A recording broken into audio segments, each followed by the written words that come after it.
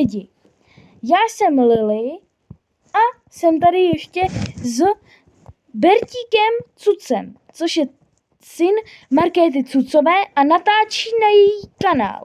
Takže mu prosím vás dejte odběr. Jo, a vám jí dejte taky odběr, jo? Předávám slovo Lily a už jdeme dát Akinátora. Takže zkuste mi dát do komentářů, co bychom měli v příštím Akinátorovi dát dneska, protože jsem si to vymyslela. Dáme Akinátorovu sestru.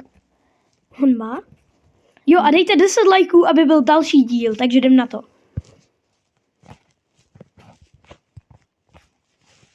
Takže. Je vaše postava žena? Ano, je to žena. Je vaše postava youtuber? Tvoje sestra je youtuber? Nevím. Cože?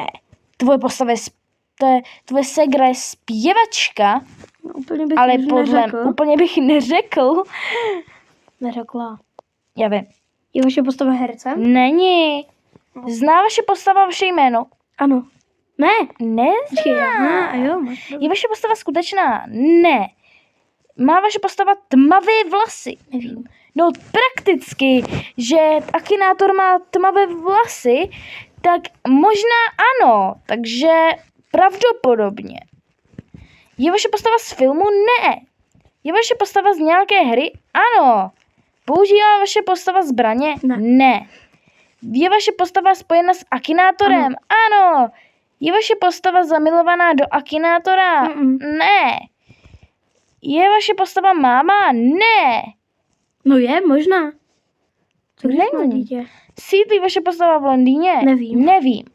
Má vaše postava hlavného bratra nebo sestru? Ano. No, jakože Akinátor Akinátor slavný je. je. Ano. Je vaše postava starší než 21 let? Nevím. Akinátorova sestra! Přesně tak, hezky.